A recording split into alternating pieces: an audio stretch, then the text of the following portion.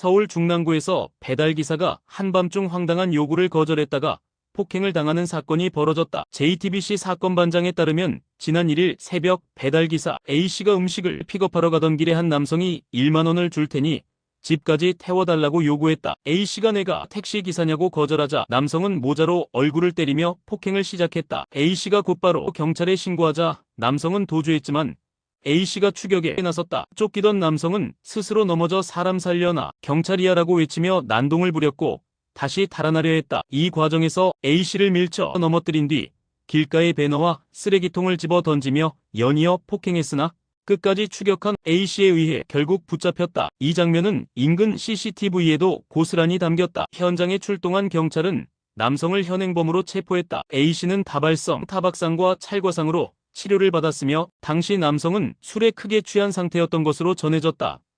러브버그로 불리는 붉은 드무단 털파리가 곧 대부분 사라질 것으로 보인다. 산림청 국립산림과학원에 따르면 7월 1일 기준 러브버그의 전체 활동량은 약 86% 진행된 상태로 앞으로 7일에서 10일 이내에 대부분 자연 소멸할 것으로 분석됐다. 사실상 활동이 끝물에 접어든 것이다. 러브버그는 동아시아 지역에 주로 분포하며 인체에 직접적인 피해는 없지만 대량 발생 시 불쾌감을 유발한다. 특히 올해는 작년보다 약 일주일 늦게 나타나 활동 종료 시점도 다소 늦어졌다. 이들은 꽃가루를 옮기며 생태계에 일정 부분 도움을 주기도 하지만 강한 불빛에 몰려드는 특성 탓에 생활 불편을 초래해왔다. 국립산림과학원은 시민과학 플랫폼과 기상자료를 활용한 분석을 통해 이 같은 예측을 내놨고 관계 부처와의 협력도 이어가겠다고 밝혔다. 전문가들 역시 러브버그는 7월 중순 전으로 대부분 사라질 것으로 전망하고 있다. 이제 곧 등산로와 창가를 점령했던 러브버그의 불편도 끝날 전망이다. 서울의 한 도로에서 흰색 승용차가 인도로 돌진해 가게 앞 볼라드와 셔터, 플라스틱 박스 등을 연쇄 파손한 뒤 도주하는 사건이 발생했다. 3일 대한민국 경찰청 유튜브 채널에 공개된 CCTV 영상에는 차량이 도로를 벗어나 인도 경계석을 들이받고 진입하는 장면이 담겼다. 차량은 볼라드를 박살내고 건물 셔터, 편의점 앞 박스들을 잇따라 들이받은 뒤 그대로 도주했다. 경찰은 일일이 신고를 받고 즉시 출동해 목격자 진술과 CCTV를 바탕으로 도주 차량을 추적했다. 불법 유턴을 시도하던 차량은 인도 경계석과 가드레일을 들이받고 일시 정지했지만 다시 도주를 이어갔다. 경찰은 약 1.2km 떨어진 초등학교 사거리에서 차량을 발견하고 운전자 A씨를 검거했다. A씨는 술을 마시고 귀가 중이었다며 사고 기억이 없다고 주장했지만 혈중 알코올 농도는 면허 취소 수준이었다. A씨를 음주운전 및 사고 후 미조치 혐의로 체포했다. 음주운전이 시민 안전을 위협하는 또 하나의 사고로 이어졌다. 현역 해병대원이 쏜 비비탄 총에 맞아 반려견이 실명하고 눈을 적출당하는 사건이 발생해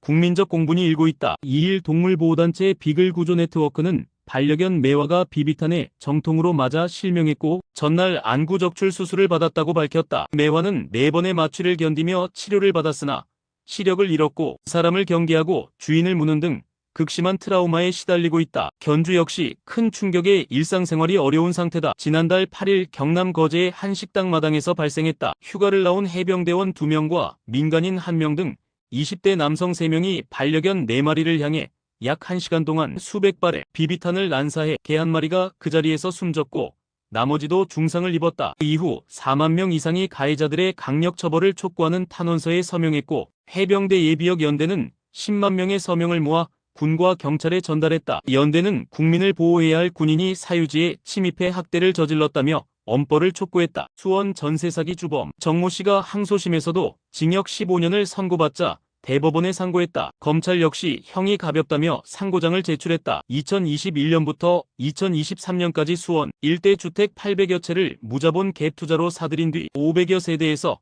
약 760억 원의 전세 보증금을 편취한 혐의다. 이들 일가는 가족 명의와 임대법인을 이용했으며 정 씨의 아들은 시세보다 부풀린 감정평가서를 작성해 범행을 도운 것으로 드러났다. 2심에서 정 씨는 징역 15년, 김 씨는 6년, 아들은 4년형을 받았으며 1심 형량과 동일했다. 하지만 검찰은 당시 각각 15년, 12년을 구형하며 강력한 처벌을 요청한 바 있다. 재판부는 게임 아이템에 13억, 카드깡으로 15억을 쓰고도 전세금을 돌려줄 생각조차 없었다며 피해자들은 정 씨 아들은 사고 터질 때마다 감옥 가면 된다는 식으로 말했다. 정 씨는 돈이 없다, 나라가 잘못이다라고 뻔뻔하게 대응했다며 분통을 터뜨렸다.